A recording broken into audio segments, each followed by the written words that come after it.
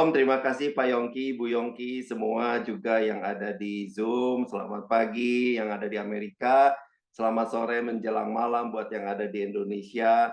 Bersyukur pada hari ini kita masih dibangunkan Tuhan dengan keadaan tubuh yang baik, yang sehat.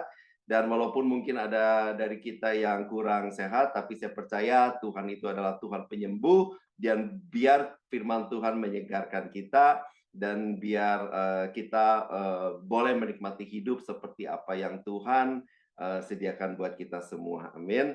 Saudara, pada pagi hari ini izinkan saya untuk sharing sesuatu yang simple, sesuatu yang udah sering kita dengar, dan sesuatu yang mungkin juga kita udah sering pelajari. Ayatnya pendek, dan saya percaya udah pasti pernah kita baca. Ada di Amsal 4 ayat 23.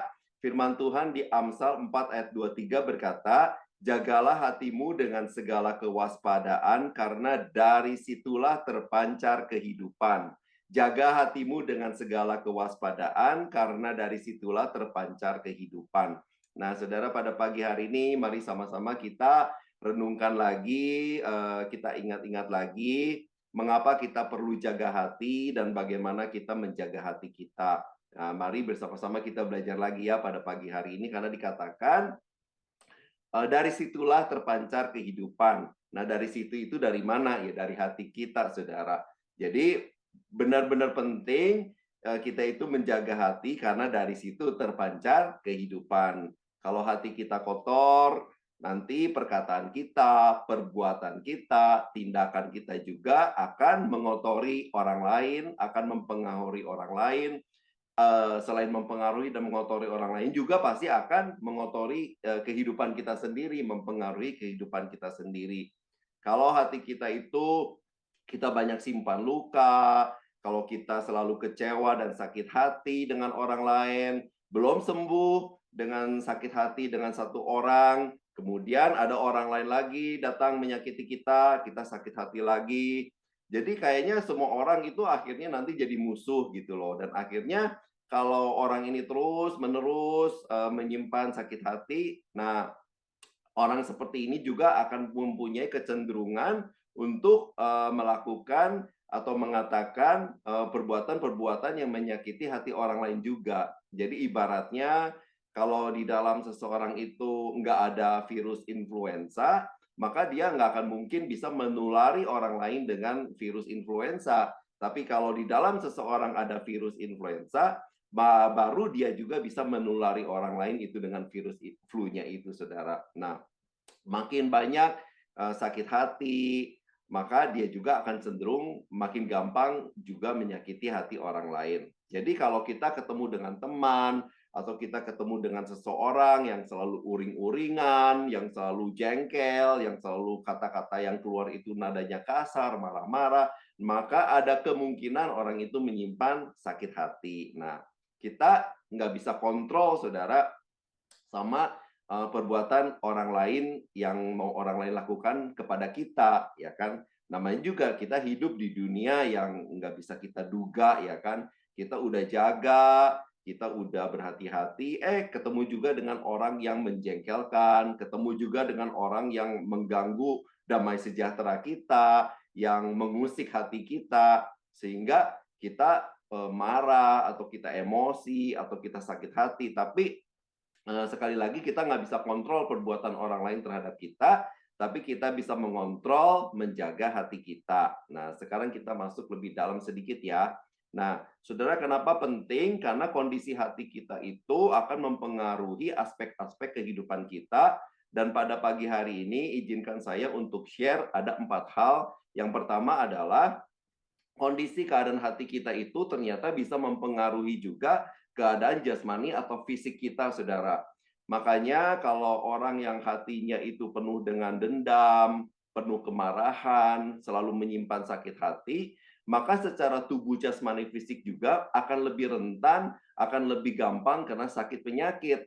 Dan ini sudah dibuktikan, saudara, kalau saudara Google ke research medical, medis, udah membuktikan orang itu juga bisa orang yang kena cancer, orang yang sakit jantung, atau orang yang sakit ini, sakit itu, ternyata bukan karena makanan atau pola hidup, tetapi karena di dalam hatinya itu menyimpan banyak kepahitan, kemarahan, karena hatinya nggak benar, saudara. Menyimpan banyak dendam dan sebagainya macam seperti itu, saudara. Orang bisa sakit karena dia pahit sama orang lain. Dia pergi ke dokter, dia cek ke dokter, organnya semuanya nggak apa-apa. Tetapi ternyata keadaan hatinya yang nggak benar, yang penuh kepahitan, itu akan mempengaruhi kesehatannya. Makanya kenapa penting jaga hati, karena bisa mempengaruhi kesehatan tubuh jasmani kita juga, saudara. Makanya firman Tuhan itu luar biasa. Sebelum medical research mengatakan bahwa hati itu bisa mempengaruhi kesehatan, firman Tuhan udah berkata kan di Amsal 17 ayat 22, hati yang gembira adalah obat yang manjur. Nah, saudara, nah sebaliknya juga, kita juga bisa jaga tubuh kita juga dengan pola makan yang benar, juga dengan minum vitamin, olahraga dan sebagainya. Tapi itu saya nggak akan bahas. Tapi saya percaya itu adalah expertnya dari besok ya, Worship from Home dari Pastor Yohanes Sunardi yang selalu very amazing tentang bagaimana kita harus menjaga tubuh kita melalui makanan dan sebagainya. Jadi from Worship from Home besok beliau akan melayani kita lagi. Nah, yang pertama itu tadi, saudara, kenapa kita jaga hati? Karena bisa mempengaruhi kesehatan tubuh jasmani kita, ya kan, itu penting banget. Nah, yang kedua, hati juga ternyata berurusan dengan perasaan. Nah, jadi perasaan juga harus kita jaga, harus kita kelola, saudara.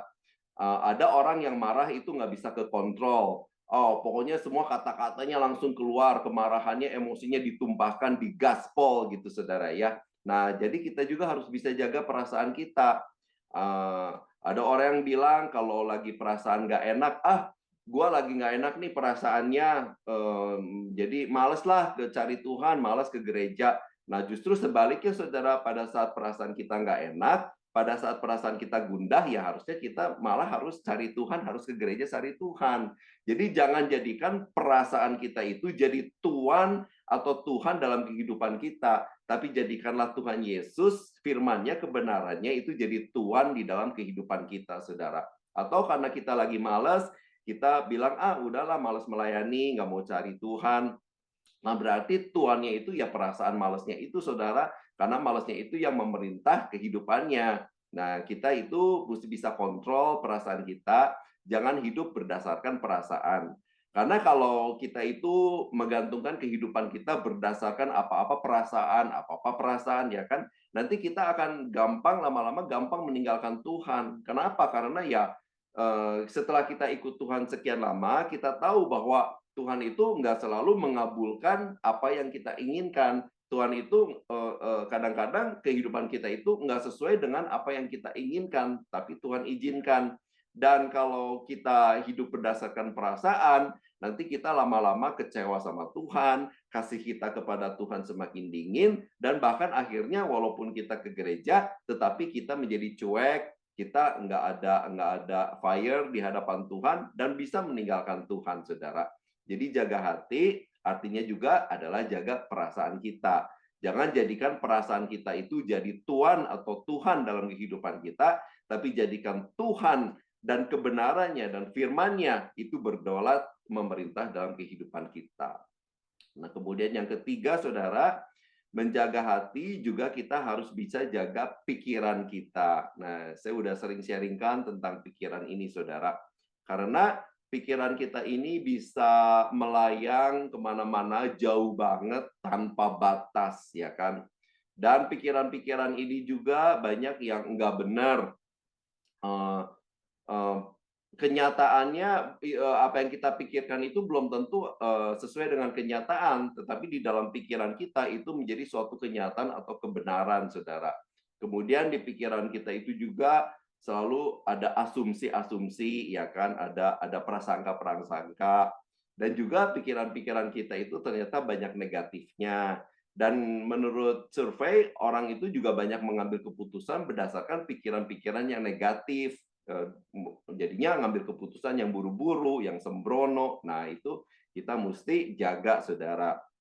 Karena kadang kita itu baru aja mikir, karena baru kita pikir di dalam pikiran kita, tubuh dan perasaan kita juga ikut bereaksi. Nah, misalnya kemarin aja ini saudara, waktu saya lunch, saya pergi dengan teman kita yang mungkin saudara juga tahu, yaitu John, karena kebenaran kantor dia dan kantor saya nggak berjauhan. Jadi kadang-kadang kita seminggu sekali, 2 minggu sekali kita lunch bareng dan ngobrol gitu kan. Nah, kemarin kita ngobrol tentang dia kan baru pulang ke Indonesia, kemudian John tanya kepada saya kapan saya mau pulang ke Indonesia.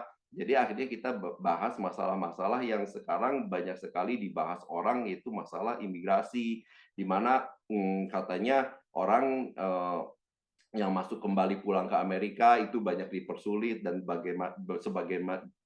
berbagai macam lah kita bahas seperti itu. Akhirnya tiba-tiba perasaan saya juga jadi ikut gelisah ya kan. Udah perasaan saya, oh si John ngomong begitu, saya juga emang udah dengar, cuman saya pikir itu selalu hoax, tapi kemana itu John teman saya gitu yang ngomong gitu ya.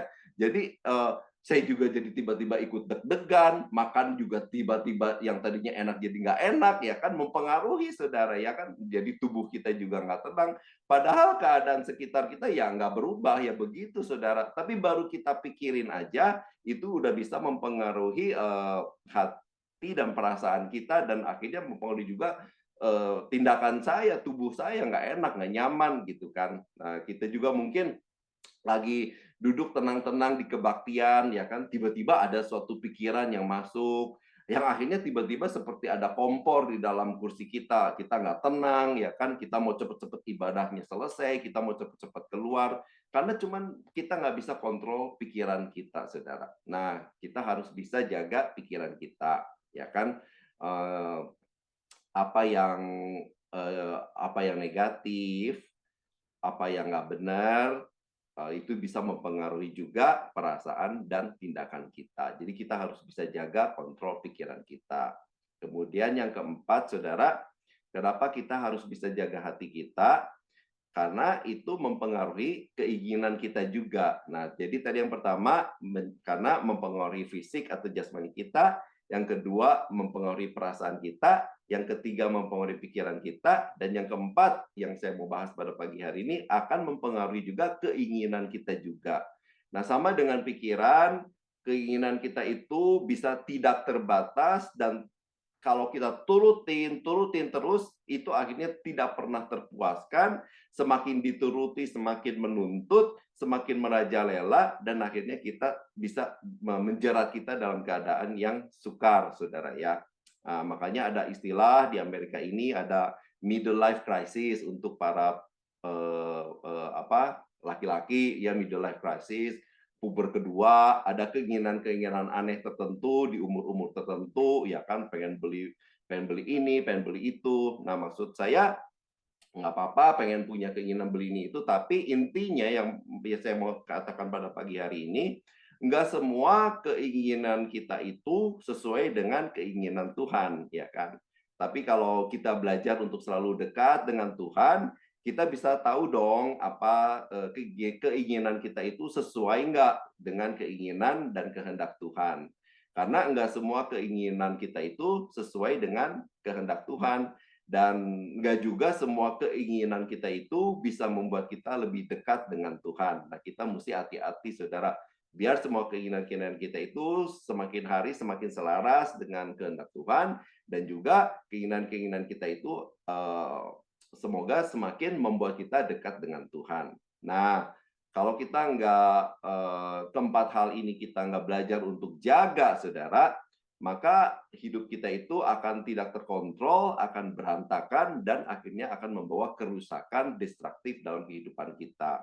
Nah, kemudian yang berikutnya, dikatakan tadi, jagalah hatimu dengan penuh kewaspadaan, karena dari situlah terpancar kehidupan. Karena kehidupan itu tadi kita udah singgung secara briefly, yaitu ada jasmani, ada perasaan, ada pikiran, dan ada keinginan. Nah, kemudian dikatakan, jagalah hatimu dengan penuh kewaspadaan. Hatimu, saudara, jagalah hatimu.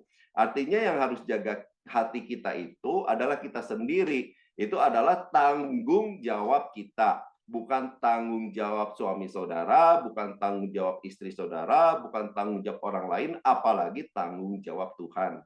Nah, dulu saya itu ada satu lagu yang sering dinyanyikan, Mungkin saudara ingat lagunya gini, Tuhan inilah yang ku mau, kau menjaga hatiku, supaya kehidupan terpancar senantiasa. Nah, setelah saya kenal Tuhan lebih jauh, ternyata saya baru tahu, oh lirik lagu ini itu salah ya kan. Karena lagu ini berkata, Tuhan ini yang ku mau, kau menjaga hatiku. Tetapi kalau kita baca firman Tuhan, ternyata yang harus jaga hati kita itu kita sendiri, saudara. Jadi, kalau kita mengalami sesuatu yang nggak enak, ya kan, jangan cepet-cepet nyalahin orang lain. Jangan cepet-cepet orang lain yang kita salahkan, kita kambing hitamkan, ya kan. Kita masuk ke gereja, kemudian misalnya lagu yang dipilih WL itu adalah lagu yang nggak kita suka, atau kita nggak seneng, atau kita nggak familiar, kemudian kita bilang, ini gara-gara WL-nya nih, gue jadi nggak bisa masuk hadirat Tuhan, jadi nggak bisa nyembah, ya kan. Nah, jangan cepet-cepet nyalain orang lain, saudara, ya kan. Kalau lagu yang dipilih WL itu nggak suka, ya kita tetap bisa nyembah Tuhan, kalau kita bisa jaga eh, hati kita, saudara. Jadi jangan titipkan keadaan hati kita itu kepada orang lain, jangan gantungkan keadaan hati kita itu kepada orang lain, sehingga kalau ada apa-apa kita cepat nyalahin orang lain, menyalahkan orang lain, saudara. Tapi ini adalah tanggung jawab kita sendiri untuk menjaga hati kita. Amin. Sekali lagi, kita nggak bisa, saudara, mencegah orang lain untuk melakukan sesuatu yang menyakiti kita, yang menjengkelkan kita. Kalaupun memang kalau hati kita itu akhirnya tersakiti, which is wajar, saudara, ya kan, hati kita itu jengkel, tapi kita mesti cepat-cepat mengambil keputusan. Kalau mau jaga, ya kita juga memutuskan untuk, saya juga bisa menyembuhkan keadaan hati saya yang nggak benar itu, saudara. Saudara pernah dengar kalimat ini nggak? Kapal di laut itu nggak akan tenggelam gara-gara ada air di sekelilingnya. Tapi kapal itu bisa tenggelam kalau kapal itu kemasukan air dan terus dibiarkan air itu masuk, nggak dicegah dan nggak diperbaiki, akhirnya kapal itu kepenuhan air dan akhirnya kapal itu tenggelam, ya kan. Nah, sama dengan hati kita, saudara. Hati kita itu nggak akan terluka, nggak akan rusak, nggak akan jadi nggak benar. Dengar kata orang nadanya kasar berbicara kepada kita, kata-katanya nyolot kepada kita, ya kan, menyakiti kita, mengecewakan kita. Tapi kalau kita bisa jaga, kita cegah, ya nggak akan membuat apa-apa juga dalam kehidupan kita, saudara. Kalau kita jaga, ya, hati kita itu akan terluka seperti kapal yang tadi, kalau kemasukan air kita nggak cegah, nggak diperbaiki, hati kita itu akan terluka. Kalau kita biarkan semua yang mengecewakan, menyakiti hidup kita itu kita terus biarkan masuk, bahkan kita tampung dan tabung dalam kehidupan kita. Nah, makanya jaga hati itu adalah tanggung jawab kita. Kalau ada yang menyakiti, cepat kita sembuhkan, kita bisa ambil keputusan, enggak, saya nggak boleh begini gitu kan, saya mesti cepat sembuh. Nah, yang terakhir dikatakan tadi, jaga hati kita dengan penuh kewaspadaan. Jadi jaganya penuh kewaspadaan, saudara, bukan jaga dengan asal-asalan. Tapi ya namanya orang penuh waspada, saudara tahulah, udah waspada mesti penuh lagi dengan kewaspadaan. Artinya jaga hati kita itu nggak asal-asalan, jangan cuman sekali dua kali, jangan lengah, dan harus terus cek dan recheck keadaan hati kita sendiri, saudara, ya kan, karena tanggung jawab kita, saudara. Saudara, seperti saudara menjaga barang yang berharga dalam yang saudara punya. Kalau misalnya seperti travel, ya kan, kalau kita travel ke mana yang pakai paspor, kita pasti sering cek paspor kita, kan itu berharga, ya kan. Kita make sure bahwa paspor kita aman, dompet kita aman. Nah, selalu cek and recheck. Oh, paspor saya masih ada nih, ya kan. Jadi saya bisa aman, bisa pulang lagi, bisa ke next destination dan sebagainya. Nah, demikian juga dengan hati kita, saudara. Setiap kita mendengar firman Tuhan, kalau kita itu terus cek mari cek, jaga hati kita itu dengan segala kewaspadaan, nggak asal-asalan, saudara. Ada satu firman Tuhan yang ditulis luar biasa oleh Daud. Nanti saudara bisa baca, Daud menulis di Mazmur 139 ayat 23 sampai 24. Saya bacain ya. Mazmur 139 ayat 23 sampai 24. Ayat 23 Daud bilang begini, Selidikilah aku ya Allah dan kenalah hatiku, ujilah aku dan kenalilah pikiran-pikiranku. Ayat 24. Lihatlah apakah jalanku serong dan tuntunlah aku di jalan yang kekal. Nah, di ayat doa ini Daud itu seperti dengan sengaja berkomunikasi dengan Tuhan untuk ayo kita cek sama-sama Tuhan hati saya itu gimana gitu ya. Nah, seperti Daud, yuk gimana kita ngecek hati kita, kita datang kepada Tuhan, kita cek keadaan hati kita tanya kepada Tuhan, kita pikir, aduh hari ini ada kejadian apa ya? Apa ada kejadian yang menyakiti aku enggak? Ada kejadian yang membuat aku jengkel enggak? Kemudian kalau ada, kemudian kita cek respon aku tadi apa ya? Apa aku itu bisa respon dengan baik? Atau aku nggak bisa jaga emosi? Kemudian kita cek juga apa yang kita pikirkan hari ini, apakah pikiran kita ini masih ada yang nggak benar, masih ada pikiran yang punya maksud yang tidak baik, atau ada pikiran yang licik, atau ada pikiran yang jorok, saudara, ya kan? Apa kita cek pikiran kita hari ini itu apa? Kemudian perkataan kita juga, saudara, apa ada perkataan saya yang masih menyakiti teman dekat saya, yang menyakiti keluarga saya, yang menyakiti anak saya, yang menyakiti istri, suami. Cek apakah tadi saya masih ada kata-kata yang bohong, saudara, walaupun kadang-kadang kebohongan kita itu kita katakan adalah kebohongan putih, ya kan, kebohongan untuk kebaikan. Tetapi dalam firman Tuhan, kalau ya, ya katakan ya, kalau tidak, katakan tidak. Tapi anak Tuhan itu juga banyak yang terjebak kadang-kadang supaya nggak ribut suami istri, ya kan, misalnya istri nih, misalnya aja ya saudara teman saya, suatu hari baru potong rambut istrinya, tapi suaminya itu nggak suka, tapi karena nggak mau istrinya marah, jadi suaminya bilang, "Oh, kamu kelihatan bagus banget." Ya kan, padahal si suaminya itu ngomong ke saya, "Padahal gua nggak suka lu hair potongan rambut yang baru, tapi udahlah daripada istri saya marah-marah," katanya kan.